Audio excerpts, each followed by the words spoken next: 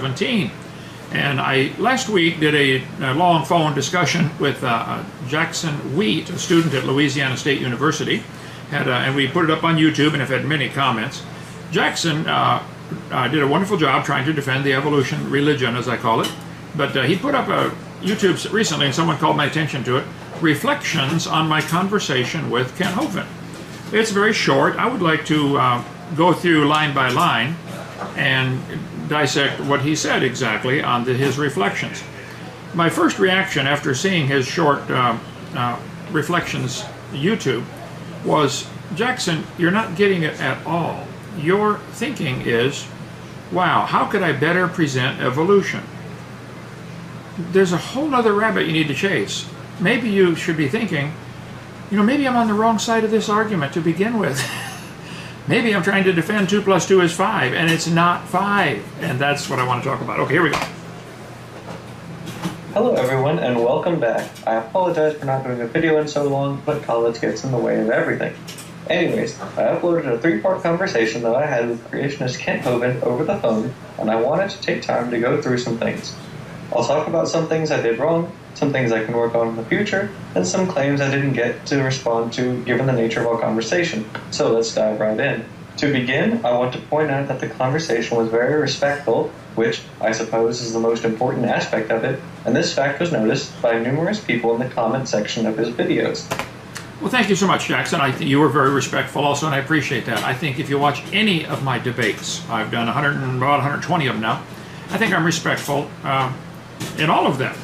I think if you read the comments and watch the reaction of some of the atheist revolutionists, they are not very respectful. So I very much appreciate your being respectful in this, and we can do it again anytime you want. Okay, anytime. Just name the time and place, and let's do it. If you can get any other evolutionist or atheists or anybody who disagrees with the creation story, let's have another debate done. I won't do it one-on-one where nobody's going to watch it, but if everybody's going to see it and profit from it, I'll be glad to do it again. I have a tendency to become somewhat heated in conversations like these with other people, generally when they occur in person, but this encounter was very calm, for which I am thankful. All right, it sounds very much, Jackson, like you're reading this, which is fine, just so folks are aware. I'm not reading anything. This is all impromptu for me, not that that's good or bad, just a fact. So, yes, I think it was very respectful, and there's no need for conversations to get heated.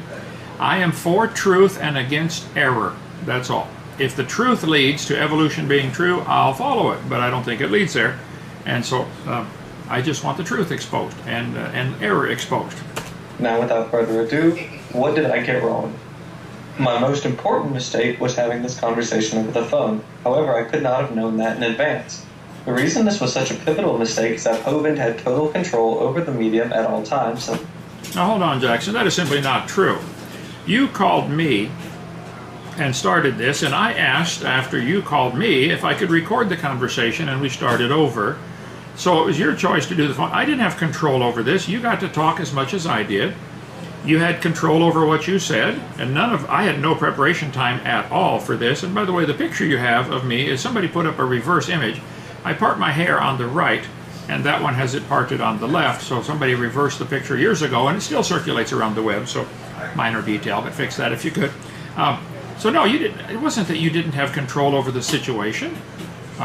You could say whatever you wanted. I think we went an hour and a half. I gave you plenty of time, all the time I had, and we can do it again if you'd like. So I have to disagree with your comment there, Jackson. You had control of your side. Now, if you're feeling bad because most people are commenting that you lost, I don't think it's because you weren't in control. I think it's because you're on the wrong side of the argument. Evolution is stupid. It doesn't happen. It's a religion. That's why. And I could only speak when he allowed. That's not true. You spoke as much as you wanted. You didn't speak when I allowed. I did stop you and from going on with, you accused me in a minute of doing the Gish Gallop. It's you that does that, as we'll see here. But no, you could talk about any topic you wanted, ask any questions you wanted, make any statements, but I want to stop line by line and dissect it. That's all. That's perfectly reasonable. So no, this is not true so far about me controlling the conversation. I don't want people to slip in lies and move on with something else, and that often happens in these discussions on evolution. They'll make a statement on one topic that isn't true and then move off to something else and leave that statement hanging, and I don't want that. Let's go line by line. You can do that with me. If he wanted me to stop, then he could make me do so with ease. Perhaps. I don't think the phone or Skype or anything will make any difference there. I think I've always said for all my debates, I want one. You can have 10 against 1, but I want one topic at a time discussed. I get half the time, and we talk about one topic at a time. Perfectly reasonable. Perhaps if I have another conversation with him, I should do it via Skype. All right, Jackson, I have a Skype interview in 15 minutes here from the, or 20 minutes here from the office, and we can do it anytime you'd like. I don't think Skype's going to help. You're on the wrong side of the argument is the problem. We could have timed talking periods. That said, he did let me air a good number of my points, and I feel that if someone came to the conversation looking to learn, then they probably did learn something. I agree. I think a lot of people learned a lot of things. I think they learned that evolution cannot be defended. It's not viable. 2 + 2 is 5. Cannot be defended logically. Another mistake that I made was to use the word information while talking about genetics. I did define the word as what I expect it to mean with regard to genetics. That is, to me, information should mean protein coding genes. And I asked Hovind what he meant when he used the word. He never gave me a response. Well, now hold on a minute. The genes do code information. How else can you say it? Just like a computer code that your computer is running, any computer program is running line after line after line of information. I disagree, Jackson. Now come on, let's have this debate again. You can call in, you got my cell phone number, and we'll do it again and record it. There's nothing wrong with the word information. The DNA code contains enormous amounts of information. That little code tells you what color your hair is going to be and what color your eyes are going to be and each of the muscles in your body and the digestive system and the skeletal system. It is a phenomenal amount of information. There's nothing wrong with that word. However, I should have avoided the word anyway because it lends itself to equivocation. Next, what can I work on in the future? Clearly, I let Hovind pull me around way too much. No, come on now, Jackson. I didn't pull you around. I stopped you when you tried to go off to other topics. And let's settle this. I think you have been taught some things at your university that are simply not true. You have chosen to believe them as true and have determined to defend this, and it's just not common sense. In the future, you can come back as often as you'd like for round 2, round 3, round 4. We'll go as long as you'd like. But I'm not going to I didn't lead you around. You picked the topic. You called me. You were the ones asking the questions. You're the one leading the conversation. So this is not true, Jackson. I would make a point, and he would then gish gallop to 10 different topics. Let me explain what this gish gallop is. There was a man named Dwayne Gish, a famous creation scientist from years ago. He and Henry Morris kind of revived this creation science movement in the early 60s with their book, I think it was called The Genesis Record or something. Anyway, I've met Dwayne Gish a couple of times, didn't know him real well, but he started the organization Institute for Creation Research, ICR, which is now in Dallas, Texas. And Gish has done, I think, over 300 debates. I believe he's dead now, but he did many debates, about 300 of them with atheists, and they would accuse him of doing the Gish Gallop, which means let's mention 10 topics and run off, and the atheist said, I don't get time to answer them all. When exactly the opposite is true. It was the evolutionists doing what they call the Gish Gallop, and what you tried to do a dozen times in our discussion. Mention something and go off to something else before I get time to respond. It's you doing the Gish Gallop, not me. I'll slice it up as thin as you want. We'll go one topic at a time. For example, someone in the comment section noted that when I talked about beneficial mutations, Hovind would take the conversation to abiogenesis. Now hold it. When you talk about beneficial mutations, I talked about beneficial mutations and said, show me one. But then I would say something to the effect of, this idea of beneficial mutations, changes within a certain kind of animal, is only a small slice of a much bigger picture. And abiogenesis, the origin of life from non-living material, is an essential part of evolution theory. And the 6 stages I give of evolution are, the atheists all hate it because it exposes so clearly the stupidity of their religion. You have to have time, space, matter come into existence. That's number 1, cosmic evolution. You have to have the stars forming. You have to have all the elements forming. You have to have life get started from non-living material, what you call abiogenesis. If not, what's going to evolve? That is part of the theory. Read the textbooks. That's what my gripe is. This is what we're teaching the kids. Now, of course, when you get them in a corner, the evolutionists want to say, well, we're just talking about variation within the gene code. Well, that's not what your books do, and it's not what you do in a classroom. Only when they're caught under pressure that they say, well, this is really not part of evolution, when it is an essential part of evolution. As if one necessitates the other. Now that wouldn't be my fault if I just stuck to one topic, keeping him on that topic when he tried to gish gallop away. Okay, now I resent that. I did not. I will stick on any one topic you want. Jackson, call me anytime. You got my cell phone number. Let's do this again. And I promise you, it'll be you that does the gish galloping. I'm not afraid of any of the topics the evolutionists can bring up. You want to talk about one specific one? Let's narrow it way down and talk about it. If you want to talk about gene mutation or something, we can talk about that, but I would point out to the listening audience that this is a small slice of a much bigger picture. This would be like pointing out a design flaw in the Chevy van and say, look at this is a design flaw here, therefore nobody built the van. Oh, I said, come on now, hold it. It's true, Chevy made a mistake on this, or this is something degenerated, but that's not, you're missing the bigger picture. The van was designed. And I think what you do is you focus on a little tiny thing, a mutation of some kind, and miss the giant picture. You can't see the forest because the trees are blocking your view. However, I didn't. That way, Hovind was also in control of the conversation because he could tailor whatever we talked about so that it sounded as though he was always right. Well, could it be, even considered the option that maybe I was right on those points and maybe you were wrong? It wasn't a gish gallop at all. And as I said, I resent you saying that. It's you that did it over and over. Go back and listen to it yourself. Another way he did that was while we were talking about mutations, he said something to the effect of, that doesn't prove a frog could turn into a prince. That, again, Jackson, is me showing the audience, the listening audience, because thousands have watched this now, the bigger picture. A mutation within the same kind of animal, blonde hair, gray hair, or blue eyes, etc., that is just a small slice of a really big picture that you want to get all the people to swallow, which is that a frog turned to a prince over billions of years. That is exactly what the evolution theory teaches. Now knock it off. Clearly, this is a red herring, and fortunately I didn't respond to that specific claim. Okay, respond anytime you want, Jackson. It is part of the problem that the evolutionists will give examples of microevolution and try to make their people believe that this is somehow evidence of a bigger picture when it is not at all. And I was simply constantly keeping this in focus. It's not a red herring. I'm not trying to draw your attention off on something else. I was trying to keep people's attention focused. I think all the little minor mutations they give is the red herring, as if that's somehow supposed to prove that we all came from a rock 4.6 billion years ago, which is exactly what evolution says. Read the textbooks. I'll show you. Watch my video number 4 where I show it right from the books. His audience, though, would perceive that as being a necessary and correct outcome of my position. That is, if beneficial mutations exist, then a frog must have evolved into a human. No, I do believe mutations exist by the millions. I think I said it, go back and watch it. I'm not aware of any beneficial ones. If there's something that appears to be beneficial on the surface, that doesn't mean it really is. It may have some other deleterious effect somewhere else. And ultimately, you have to get frogs or something to turn into a human. That's what your theory is that's what it's all about. Trying to explain man without God. That's the whole purpose. Like finding a painting on a tree in the woods and trying to explain it without using man as your answer. That's what all of it is. Evolution is a way to run and hide from the creator concept. That's all it is. Royalty or not.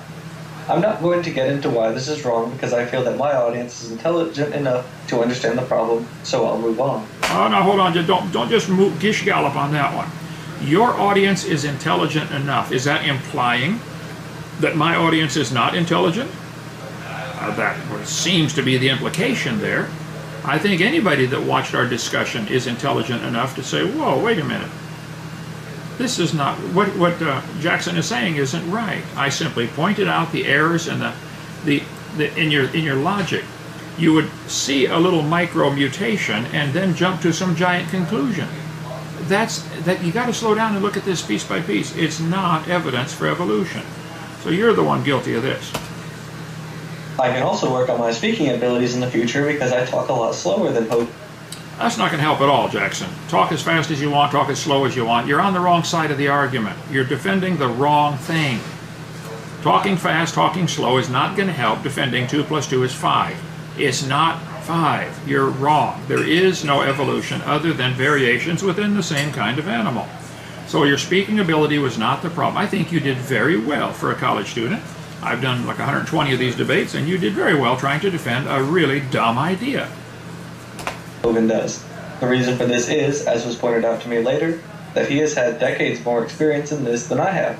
Hovind knows a lot of the arguments for evolution, but he has also read many Answers in Genesis, Institute for Creation Research, and Discovery Institute articles criticizing evolution. Okay, now hold it. First of all, what is wrong with that? I think you should study both sides. I'll read anything the evolutionists put out. I read stuff the creationists put out. I think you should do the same thing. It looked to me like from your argument on the YouTube that you've only seen the evolution side and you've been indoctrinated into believing that's true. So you didn't lose the debate because I read creationist articles. You read the debate, you lost the debate because you're on the wrong side. Evolution didn't happen, it's not true. So reading these other articles from these institutions, etc., is not good or bad. I do read a lot of their stuff, and I appreciate other people doing research. I think anyone involved in any field of science should read other people doing the same research. And so, and you'd do yourself some good to read some of these websites you mentioned are excellent, especially that bottom right-hand corner. CSE Ministry, that one's ours. That's the best, of course, but read it. These organizations are almost unanimously wrong on almost all points, but they... Now stop right there. That is so cruel to say such a thing. Just to blanketly say these organizations are wrong on everything. Come on, grow up, Jackson. That's not common sense. Just a blanket statement. They're wrong. Be specific. I'd like you to show some specifics where they're wrong. And if somebody's wrong on one point, but they've made 10,000 points, like most of these ministries have, that doesn't prove they're wrong on all points. If I make a mistake in my speaking, which I have made plenty of, that doesn't prove I'm wrong on everything. That's not logic, Jackson. Come on. I still reach a wide audience, including Hovind. Fortunately, there are many YouTubers out there who critically evaluate Hovind's arguments and can reasonably show why they are incorrect. Okay, now show me a specific. I don't know who the picture of this guy is, but I'll be glad to take on any YouTuber or any professor if it's a public debate, and show me specifically. That's like one guy on the internet now saying, Hovind's a liar, Hovind's a liar. Which lie? Well, he's just a liar. I debated Karen Bartelt at Bradley University. The debate was held at a Unitarian church in Peoria, Illinois. It's one of my debates in my series there. And she kept using this. She said, there's just so much evidence for evolution. There's so much. Okay, like, show me one. Oh, there's just so much. Show me one. You show me one time where I lied or made a mistake, and I'll correct it. But even if you do, that doesn't mean everything else is a lie or a mistake. Don't do that, Jackson. Come on. One such as Tony Reed, who runs the video series How Creationism Taught Me Real Science. Okay, I've never heard of this guy you just mentioned. I don't know who he is. I've not seen his YouTube or read anything he wrote. But you tell Tony, call me, you've got my number, give it to him, please, and say, Tony, let's do this line by line with Kent on the internet. We'll do more YouTubes on what exactly are his complaints.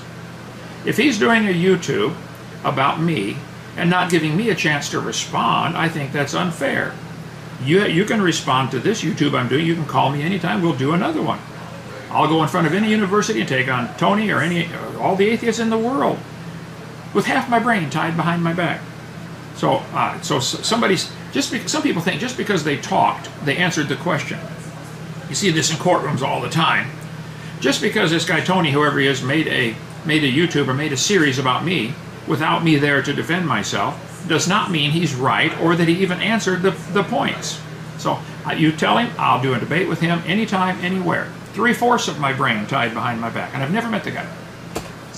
Many of the arguments he looks at are actually Hovind's, so Reed's a good source for understanding and debunking creationist arguments. Okay, let's go specifically, one by one. What specifically has he debunked? I'd like to see that.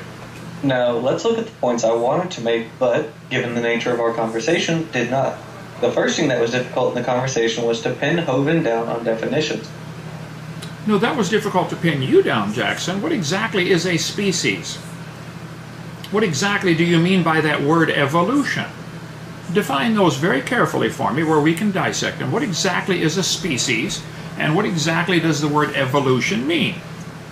And if it does not include the six meanings that I give it, I clearly defined it. I said this word has 6 different meanings or levels or stages. I do this every time I speak on the topic. I clearly defined it. For example, even though I explained that there are certain mutations in humans that are beneficial without any harmful side effects, Hovind wouldn't say they were beneficial. Because, Jackson, you don't know that there's no side effects. I pointed out that if something happens that's a mutation, that someone looks at it and says, aha, this is beneficial, I think it takes a whole lot more study to determine if it really is. Example I give in my seminar, if they're going around handcuffing people to haul them off to prison to kill them, and somebody doesn't have any arms, aha, they can't handcuff him. Ah, look at that, a beneficial mutation. No, it's still not beneficial to not have arms. And I am unaware of any beneficial mutations, A, that don't have any deleterious effects somewhere else, and B, who's this going to marry, and that's why I pointed that out, how's this going to get passed on in the gene code, and how 3, this uncovers a whole philosophy that, the better ones should live and the other ones should die. This is Adolf Hitler 101. Let's get the beneficial, the mutated Aryan race and let them survive.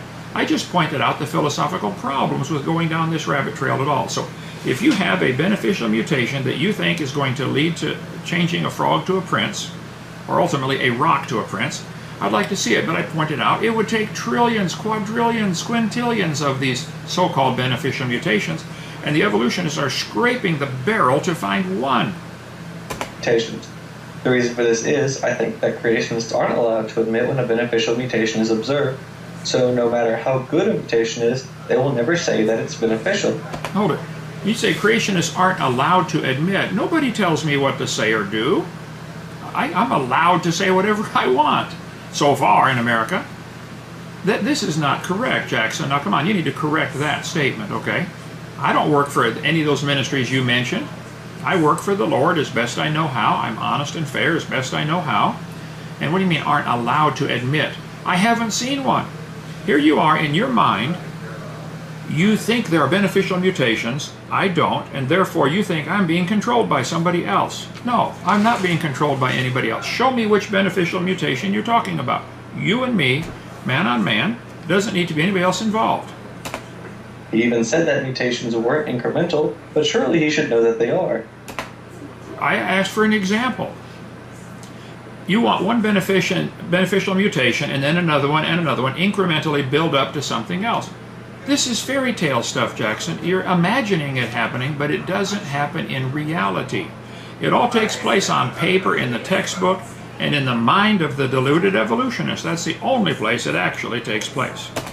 He should know that neutral mutations occur in everyone shortly after conception, and that these don't keep us from finding someone to marry, as he said. Well, I pointed out the mutations, if you marry too close to your own bloodline, may create a problem, which is why it's illegal in all but 3 states to marry closer than a first cousin or second cousin.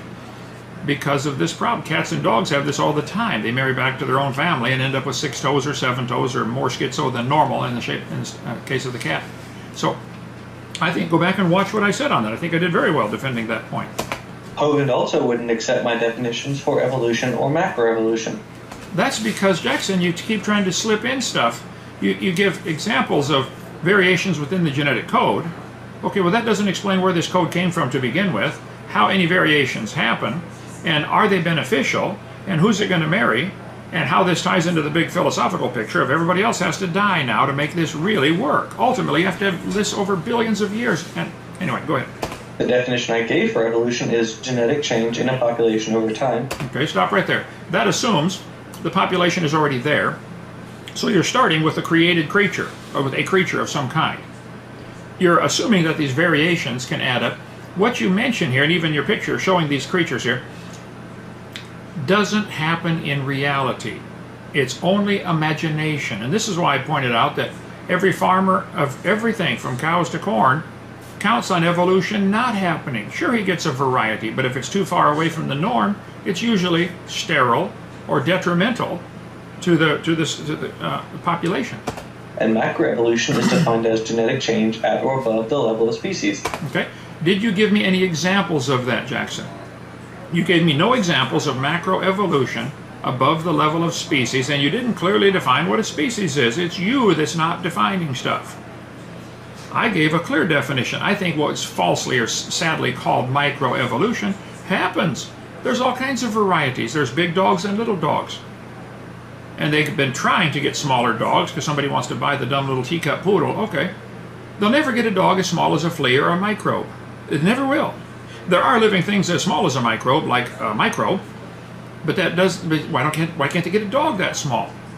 my point would be, sure, variations happen, but they're limited, and most of the ones we see today are induced by man or selected by man. Natural selection would select those that survive in nature. That's what it's all about. That doesn't add up to anything above in what you call macroevolution. You need to clearly define the terms and let's discuss them. And if you want to start with species already, or a population already existing, then I'm going to object and say, hold it, how did that population come to be? And they're going to say, well, that's a different argument. Okay, well then let's take it out of the textbooks until it's proven. If that's really a different argument, and that's not part of evolution, then help me get that out of the textbooks, because it is in the textbooks. However, he insisted that species isn't a good word to use. I think that in general, it's a good word to use, and the biological species concept is defined as organisms that can mate and produce fertile offspring are one species. Okay, we did talk about that.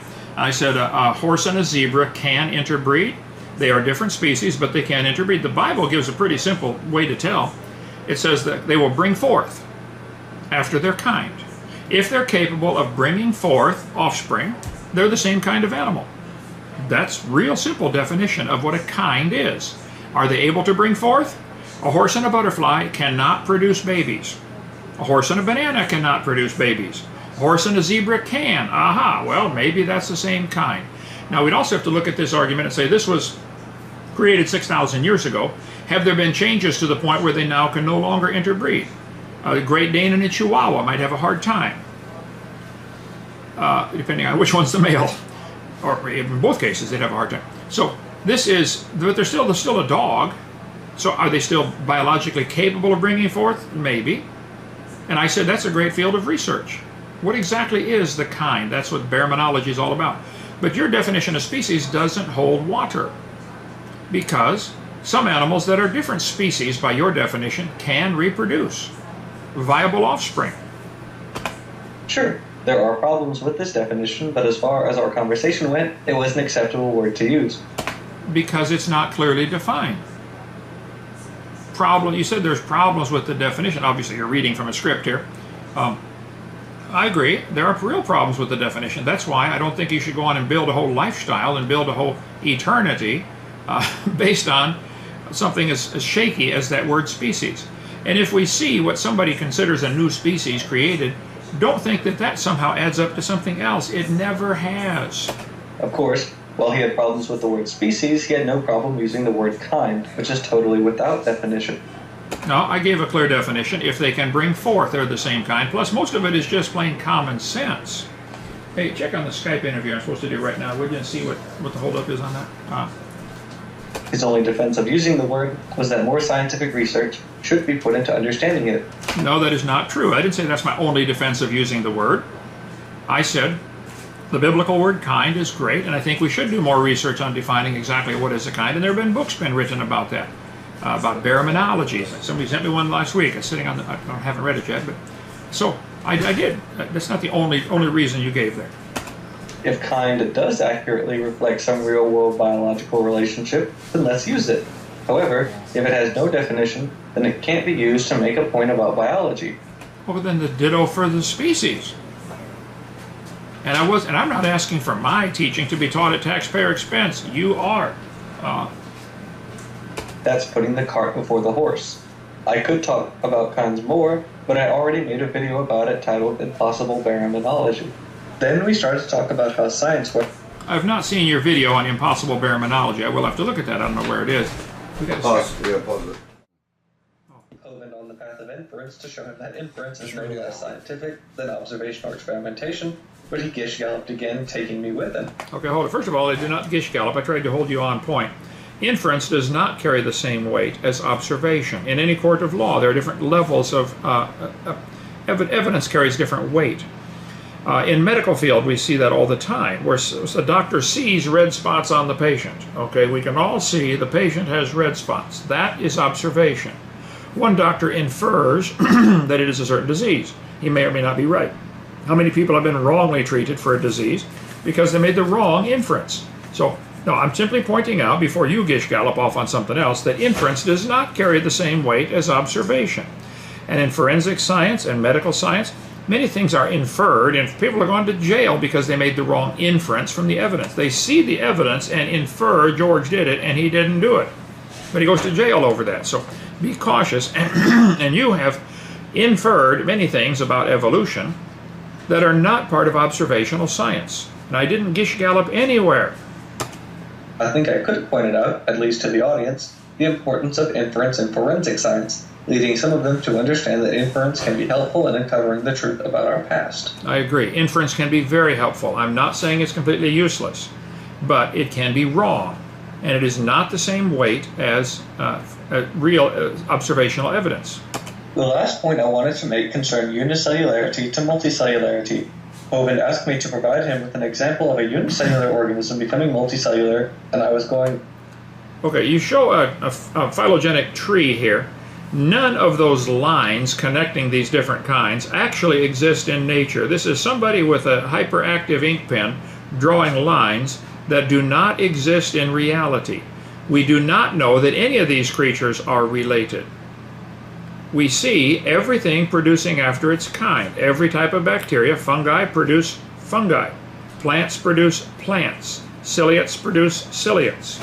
They have lines connecting them back to a common ancestor. The line is not science. It's not even good inference, but at best it is inference. It is not observable science. The fact that somebody has a good ink pen and can draw lines on a piece of paper does not prove common ancestor.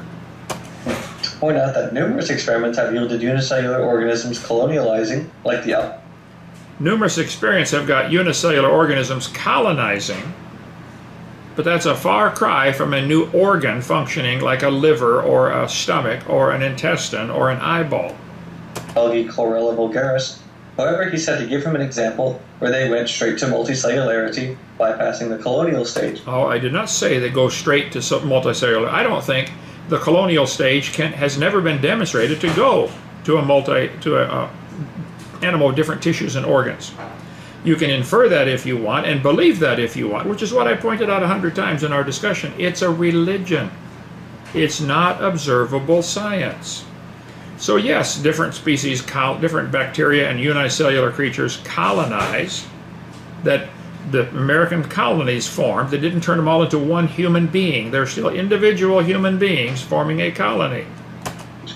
I was going to say that that's not how multicellularity arises, but I was... Multicellularity doesn't arise. It doesn't happen. You're dreaming that it happens. Led away again. Anyways, the conversation was interesting and, more importantly, respectful. Thus, I feel that I should have made some sort of impact on some of his viewers. If your goal, Jackson, is to make an impact on my viewers, I think you're back to missing the big picture here. You are determined to defend what you already believe. You apparently are not willing to consider that maybe what you believe is wrong. And it is wrong. But you're determined to defend that and determined to convert some of my viewers over to believing like you. Well, go ahead. Good luck with that one. I appreciate your honesty there, and I wish all public school teachers and university classes would have somebody like me come in and talk to their students so they can see both sides. I think students should see both sides of this argument to make an intelligent decision on what they choose to believe. The problem is the evolution side looks real stupid next to the creation side, and that's why they don't want people like me coming into their classroom, because I make them look like fools, because they are a fool if they believe they came from a rock 4.6 billion years ago. There's no kind way to say it. A person that believes that is a fool. Humorously, some of the comments are people saying that I won, and while I don't think I won our conversation, I find it funny that some people think I did. I find it very funny also, Jackson. I don't think you won. I think you lost big time. I think it clearly exposed to most thinking people that what you believe is incorrect. Now, I don't question that you really believe it. I think you really do believe what you believe. I think you're honest and sincere and dedicated. So are the Muslims. So are the Mormons. So are the Catholics. That doesn't prove right or wrong in any argument. Okay? You did as well as anybody could have done presenting a really dumb theory. I don't think there's a kind way to promote a dumb theory like that. At any rate, thanks for watching, and I'll see you next time. All right, thank you so much. And Jackson, you call me anytime. Hello, everyone, and welcome back. Hang on. Sorry, start it again. Jackson, you've got my cell phone. Call me anytime. We'll do another one, another YouTube, or get some professors to help you. Get all your ducks in a row if you can line them up, and we'll do it again. But folks watching my channel, Kent Hovind Official, or watching my debates on YouTube or on my website, drdino.com, you can call 855-BIG-DINO and get all of my materials. You're welcome to copy it, but don't sell it and don't edit it. If you don't sell it and don't edit it, you can copy it. Some folks have been copying it and selling it, and that's illegal. Don't do that. That's my intellectual property. But you're welcome to copy it and give it away to people. Now, if I can help in any way, call 855-BIG-DINO, and I'll be glad to answer any questions I can. 855-244-3466. If you have someone who believes in evolution, and an emphasis is on the word believe, not accepts evolution, anyone who believes in evolution, I'll be glad to do another debate anytime. You just tell them, give me a call, let's book them. Now, you're going to die one day, and I'm going to die one day. Where are you going? If you are just a collection of chemicals that form by chance over billions of years, you have nothing to worry about. You're going to turn back to stardust. But what if it's not true? What if there is a God? What if he did create and did it for a reason? And what if he made some rules? Like, thou shalt not. And what if you broke those rules? Now what? The Bible teaches we are created by God. He did make rules, and we did break his rules, and he's going to be our judge, and we're in trouble. But fortunately, he loves us. And he came down himself and became a man, Jesus Christ, allowed them to crucify him so his death can pay for our sins. And 48 years ago I said, Lord, I'm a sinner, but I believe you died for me. Would you please forgive me and save me? I turned, which is what the word repent means, I turned from my disbelief to believing and accepted what he did for me. And you can do the same thing right now. There's no magic prayer, but you could pray something like this. Just say, Lord, I am a sinner. I have broken your laws. I'm guilty, but I believe you died on that cross for me and you rose from the dead. Lord Jesus, would you please move into my heart and save me, forgive me, make me your child right now. The Bible says when you receive him, you get born again, John chapter 3. You become a child of God, John chapter 1. That's how you get born again, by receiving Christ. Watch our videos. If we can help, give us a call. If you have not accepted Christ, do it today. You're going to die someday and be dead for a really long time.